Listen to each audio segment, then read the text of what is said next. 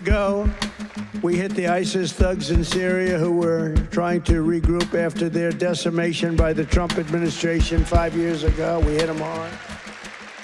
Senior U.S. official tells Fox the U.S. military has struck more than 50 ISIS targets in the past 2 hours following the president's order to, quote, hit them hard after the killing of 3 Americans Saturday, 2 members of the Iowa National Guard and their civilian translator, by a member of the Syrian security forces. U.S. Central Command launched a massive strike on dozens of ISIS targets in an operation called Operation Hawkeye Strike. Iowa is the Hawkeye state. The strikes took place at multiple locations across Syria. The targets include ISIS infrastructure and weapons storage sites. Pentagon Chief Pete Hegseth tweeted, quote, "This is not the beginning of a war. It is a declaration of vengeance."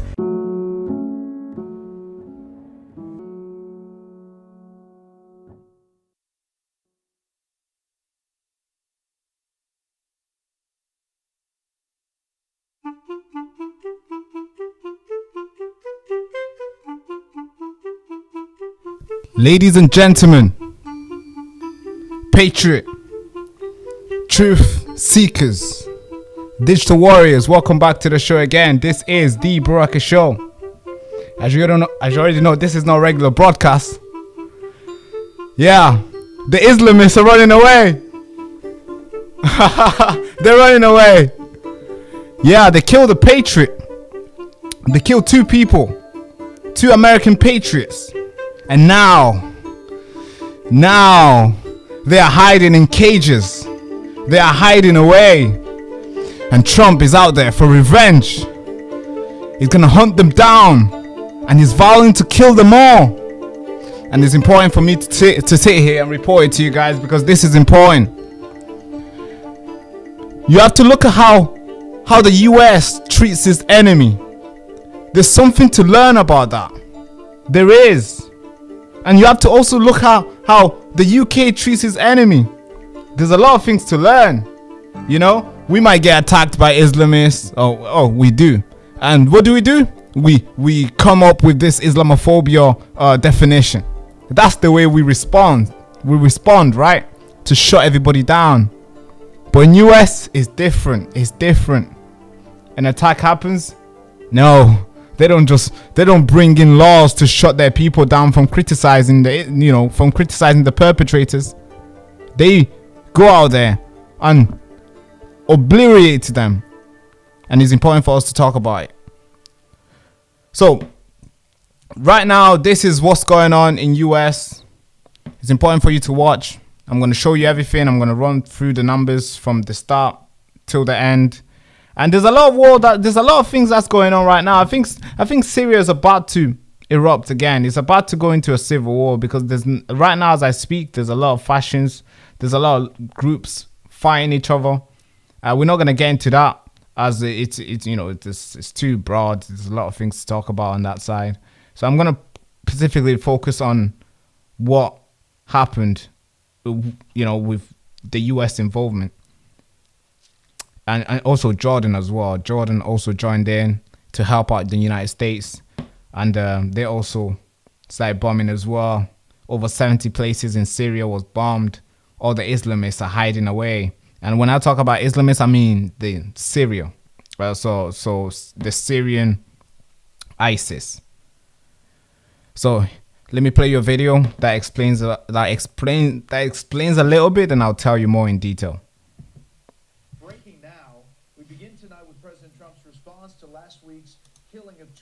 A civilian interpreter in Syria.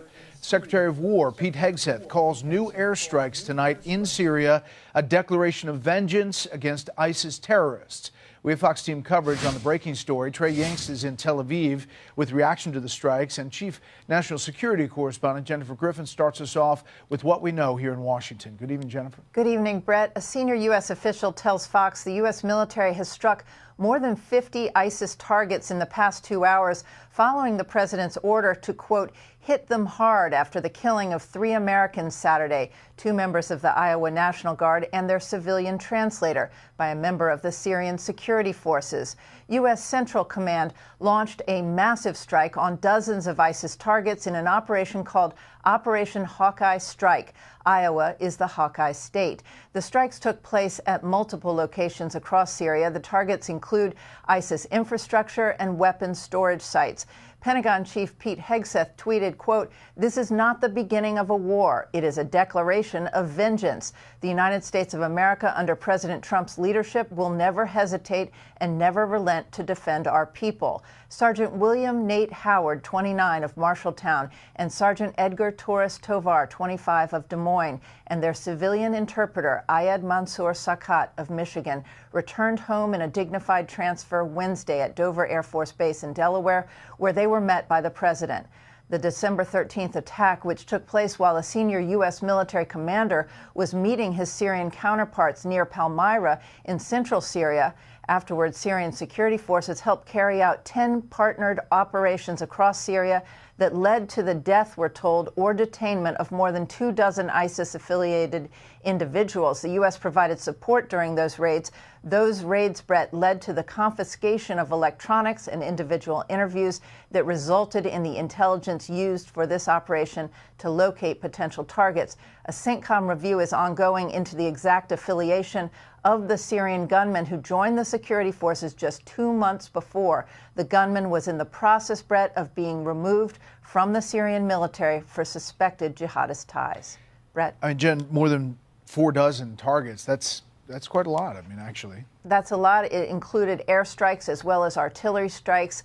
We'll have to see some of the bomb damage assessment, but this was a very, very broad set of strikes tonight in response to the killing of those Americans. Okay, Jennifer, thank you. Now let's get reaction from around the...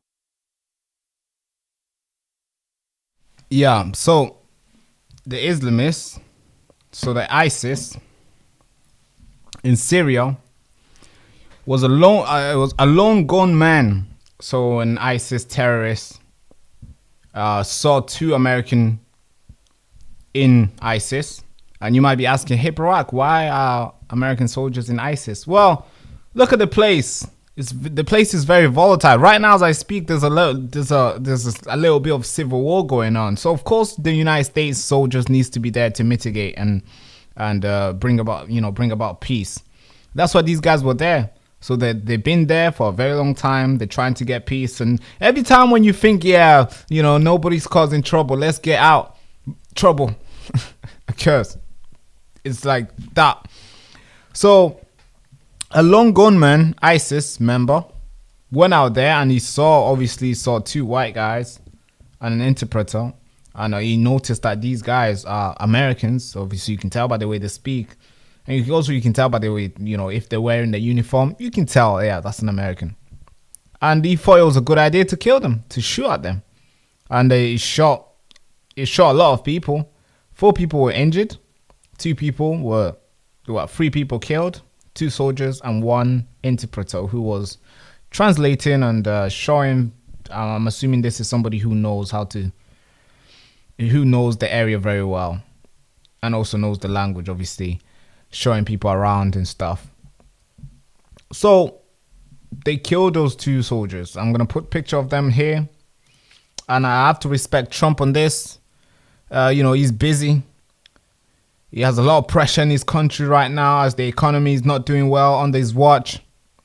But every time when he needs to show respect to patriots, he turns up and he does exactly that. So I have to respect it. You can see Trump at the back there, saluting the 2 soldiers who were there to bring about peace, serving their country, serving the world, I have to say, because obviously, as you already know,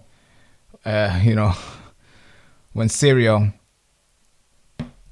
takes off and do crazy stuff, everybody feels it, because obviously their people always look to immigrate into places. And obviously, if you keep peace in that country, they most likely won't want to ask for refuge anywhere else. And also, you don't want people dying around the world. So that's why the United States is there, to bring peace to the world, because you want ISIS to stay as small as possible, ideally to not exist. That's the point. Because at one time in 2013, from 2011 to 2015, 16, ISIS was almost, that was like, they were controlling almost half of the country. They had a lot of control. You know, that's why they had the ISIS. They had that. Before it was like Islamic State of Iraq. And then they took over Iraq. And then they took over Syria as well. That's where you got, you know, Islamic Syria.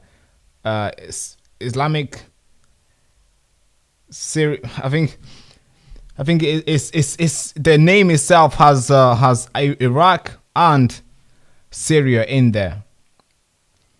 That's where the name came from right now. Oh yeah, my phone's going off.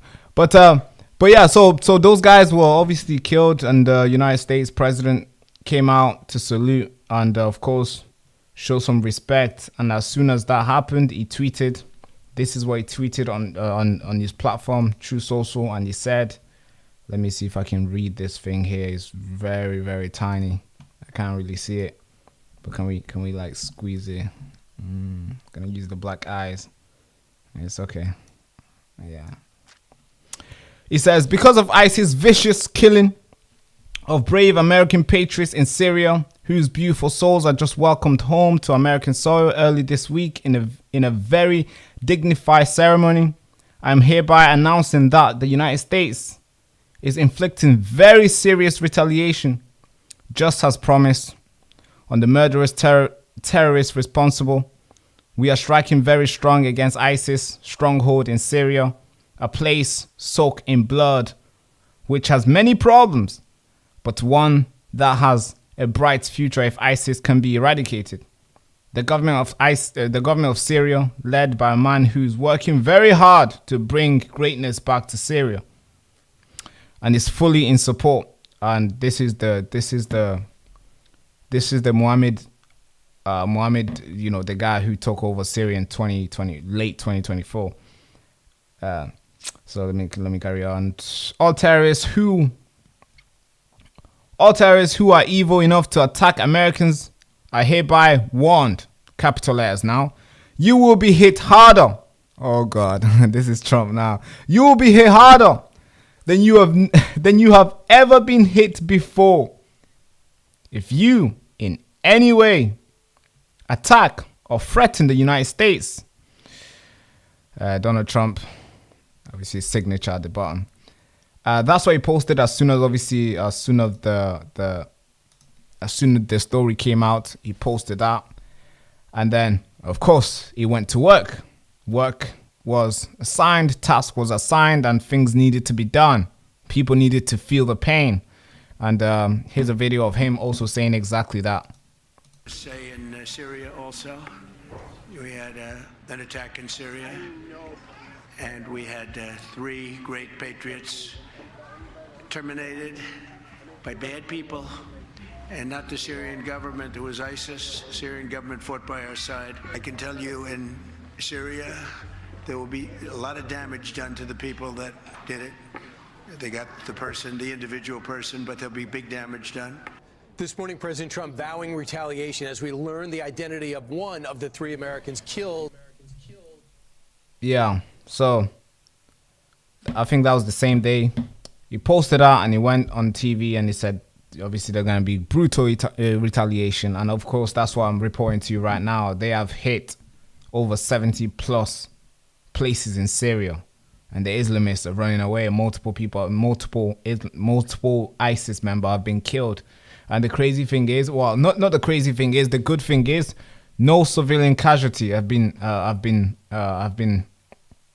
announced. No casualty, which is so good, because obviously you only want to kill the terrorists. You only want to kill the people who are responsible. You don't want to accidentally hurt the child, because obviously that's not fair to them as well, you know, because they are not involved.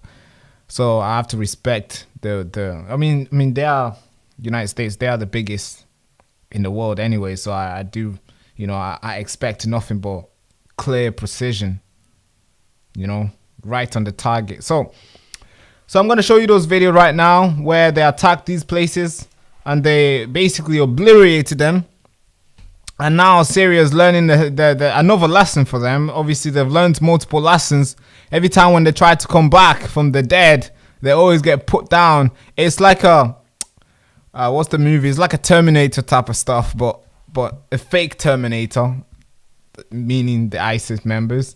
They try to come back up, and there's always United States around to put them back to their place.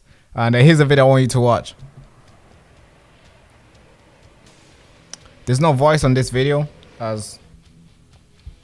so just watch it.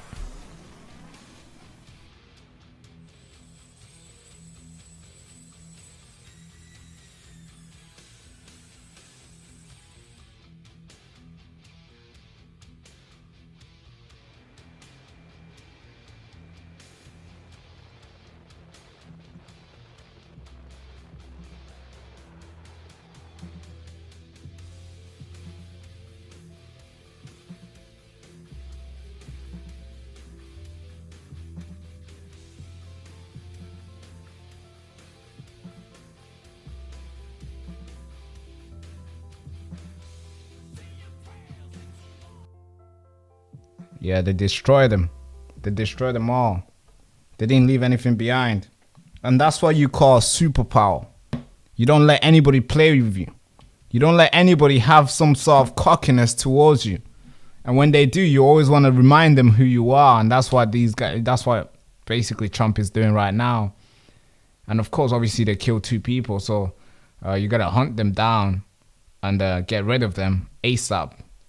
So then you don't lose over members in your military over there, especially they're still in Syria. Now, obviously, Pete Hegseth has come out, and his message is also brutal. I don't know if I can read this out loud. This guy didn't hold back. Okay. Sometimes when these guys tweet stuff like this, I'm like, damn, bro, how can you really say this? But it's needed. It's needed. So let me read it out to you. Can you guys see this? So let me read it out to you. So here's what he said. Peace says, earlier today, the United States forces commenced Operation Hawkeye strike in Syria to eliminate ISIS fighters' infrastructure weapons sites in direct response to an attack on U.S. forces that occurred on December 13th in Palmyra, Syria. This is not the beginning of the war. This is a declaration of vengeance. Ooh, I like that. Declaration of vengeance. The United States of America under President Trump's leadership will never hesitate and never relent to defend our people.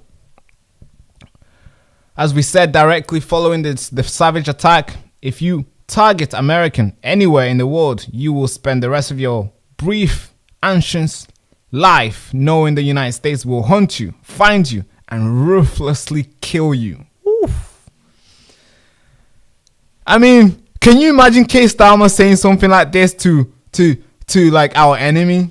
Can you imagine? No, I don't think so, right? I don't think so. Now let's carry on. Today we will hunt. We will kill our enemy. Lots of them. And we will continue. That is the message from the Department of War. Secretary of War, Pete Hegseth. And yeah, brutal message, but it's needed. I'm sure when an Islamist was reading that, I'm sure it didn't come out that day. Or maybe it's gone now, because obviously the attack that has took place. And here's Trump now after the attack, and he announced to his people that it's done, it's been done, his team is on it, and there's good news, and he spread the good news to his people. Listen to this. Years ago, we hit the ISIS thugs in Syria who were trying to regroup after their decimation by the Trump administration 5 years ago. We hit them hard. I ordered a massive strike on the terrorists that killed our 3 great patriots last week. 2 soldiers, 1 interpreter, all great people. And it was very successful. It was precision. Yeah. Very successful. Good precision. Yeah, good precision indeed. And but it's something I want to talk about as well. I didn't get a chance to say this I did say this last year. I even made the documentary about it, but obviously that's been deleted by YouTube a long time ago. So you probably didn't even get to see it yourself. But one issue that I have is when I have an issue of these, what this issue here is this guy. I don't know how we couldn't find anybody else to lead Syria. I don't know, folks. I don't know why we had to put him. And when I say we, I mean, I literally mean we, like the United States, the West, the United Kingdom, everybody. I don't know why we had to put him. You know who this guy is? It literally says that. This guy was a terrorist. He was involved in some crazy stuff. He had multiple people working under him. And he killed a lot of people ruthlessly. Yes, he did. And somehow we put him in a suit. And there he is. Now he's a leader, shaking Trump's hand. Trump is calling him a good friend. Shaking David Lammy's hand when David Lammy was a foreign secretary. I don't know how. Why him? I have zero confidence that maybe someone might argue, yeah, because he was a terrorist and he was leading a big group. Maybe he knows how to hunt them. He knows the way. Maybe he's gonna fix it. But I don't know, folks. That picture right there. The United States had 10 million bounty on his head. Like, find this person and you get 10 million, or kill this person and give us the body and you get 10 million. That's what they had on him in 2000, I believe, 2000 and probably 7 or before then. Because this guy was out there. He was leading multiple parties. Well, not multiple parties, but multiple Islamic terrorist groups. And he founded one, he joined one, he was affiliated with Al-Qaeda and all these things. So I don't know, folks. This is a problem that I have with Syria. Only this, I don't know. I can't trust him. He goes by the name of Abu Muhammad al-Julani, but as soon as he took office, as soon as he did the coup in Syria last year, December, he changed his name, and now he goes by the name of al-Shara. I mean, I don't know if that's the real name, but he was known as Abu Muhammad al-Julani. Now it's like new person, new suits. It's out there shaking people's hand. He's making deals. How can we trust this guy? How can we trust him? I'm not sure, folks. And I say, how can we trust him? Because we put him there. You think a country like the amount. Some people think like that Syria, when they toppled, Assad, when they toppled him in 2014, 2024, everybody thinks like, yeah, he was just this courageous man and other group who just went out there and, did the impossible, the things that Britain and the United States have been trying to do multiple times and failed. But this one guy led a group and, he toppled him. No, folks. He had a lot of help from the West. He had a lot of help from France, probably the UK too. United States for sure. Obviously, United States never miss anything like this. I don't know why him, though. And when he met Trump early this year, him and Trump had a little discussion. Because this guy was I just showed you this picture. He was on a terrorist list, and he was there. People, if you could find him, you can get 10 million pound. And of course, the United States had to take him off, and they did that this year. So he met with United States president early this year. So let me just read this article real quick. So the new president, Ahmed al-Sharaa, was designated as a terrorist as recent as last month, but ahead of talks with Trump at the White House, the United States and the U.S. Department of Treasury deleted him off the terrorist list, and now he's just a freshman. I don't trust him, folks. I don't trust him. I really don't. Like, if you've been, I know some people can change, and you obviously, as I said last stream, I was like, hey, I welcome change all the time. Of course, I want people changing. I want to see a new version of you. I want you to recreate yourself and do good stuff. But I don't know if how you can change if you've led, if you've done all the crazy stuff that this man has done to other people. He's killed hundreds and hundreds of people. He's led hundreds and hundreds of groups. Well, not hundreds of groups, but you know, a lot of groups. He was once in prison and he escaped. He was once in prison by United States in Syria. I think Syria or Iraq. He was once in prison and he escaped from there, killing a lot of American soldiers and British soldiers. Obviously his group, of course. I'm not saying him pulling the shot, maybe, because he was a part of it. And he done all that. But somehow we pick him to lead it. I don't know, folks. I don't trust it. I don't trust it. But yeah, this is intensifying. You know, because obviously Pete Hegseth has come out and said that he's not stopping anytime soon. He's vowing to keep going. The US vowed to keep on bombing. And they're going to bomb as much as possible because Abu Muhammad al-Julani, this guy, has given the United States a go-ahead. Well, obviously, that's a good thing. He's giving the United States go-ahead. Bomb them.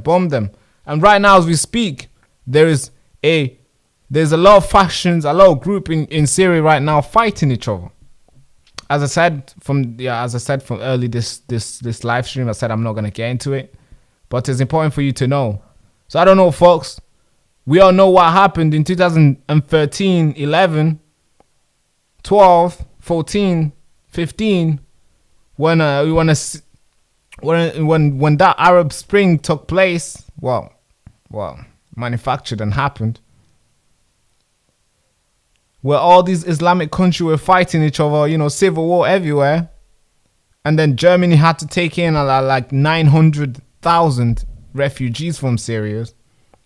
All the countries had to take in a lot of refugees from Syria, and Britain had to take its part as well. The reason why I'm concerned is this, because if a civil war, you know, takes place again in Syria, I mean, those boats are not going to be coming in. You know, there's not going to be 5 boats a day. It's going to be hundreds a day. So that's my concern here. I can't trust that. I need Syria to be stable. I need them to be stable. I need Iraq to be stable. I need Afghanistan to be stable. I need all these countries. Sudan, I want them to be a stable country. I want them to be fine. I want the Muslims to love the country where they're in. I want the Islamists, the bad ones, to love where they are, so they don't have to think of coming in a boat and come here. The reason why I'm warning you guys is, if something happens, let's say, I don't think ISIS is that big today, like they were in 2015, 14, 13. That was their peak. That was they were like the guys out there, the biggest. But I don't think they're the biggest right now. I'll probably say more of like Hamas type shit. Sorry for sharing. But let's say something was to happen in Syria, we're gonna see a lot of people looking and asking for refuge. And right now, obviously, as you already know, how it is right now in the country, we are not trying, or we are not asking, or we are not ready to open our doors. Our doors are closed, but obviously somehow people are still coming in. But we are not ready to take in like what we did in 2015. So I need Syria to be stable. I need them. So hey, Abu Muhammad al-Julani, if you're gonna do something, make sure your guys are able to feed their family. Make sure they're safe. Make sure they have some hope in a country where they don't have to run away to Britain. That's the only thing I can ask you. I don't mind, I mean, do whatever you want. Just make sure your people are safe enough to have so much hope to the country where they don't have to start looking somewhere else to go. Because right now as we speak, Germany's out there planning to send the Syrian refugees back to Syria. And they're going back and forth. A lot of protests are breaking out in Germany saying, hey, we're not going back. But, the West is trying to send them back. So we don't want no trouble over there that makes the people over there wanting to come here. So, yeah. So I'm going to end on that note. Thank you so much for tuning in. I've not even looked at the chat today, so I'm not going to read the chat. It's going to be a fast live stream. So, Jelani is evil and vile creature. Yes, that's correct. Hello, welcome. I don't know. Okay, I'm not looking at chat today. I'm just glancing through it. Anything that I need to address, But yeah, guys, thank you so much for tuning in. If you're new to the channel, make sure you like, comment, subscribe. Again, this has been your Frontline information wall. And without further ado, if you're new to the channel, make sure you like, comment, and subscribe. Hand to the head salute. Bye-bye. Thank you so much. Attention. This is not just a normal t-shirt. This is your battle armor in this war against lies and manipulation and deception. And when you wear this t-shirt, you are not just making a statement. You are drawing a line in the sand. And you're saying, I will not be silenced, I will not be bought, and I will not be steered. Every thread in this t-shirt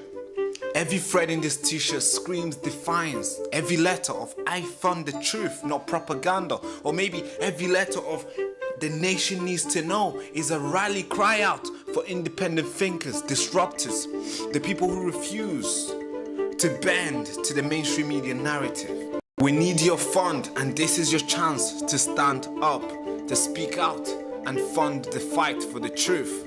Don't just wear it like a regular t-shirt. You have to live it. The nation needs to know you're gonna live it. Yes, please. I need you to fuel the resistance. Be the reason why the truth survive in this country. Please get yours at thebarakashow.com. And thank you so much for keeping us on air. Thank you. In the shadow of the digital gulag, we fire up the truth cannon and blast through the lies. And the show host, Baraka Amuri.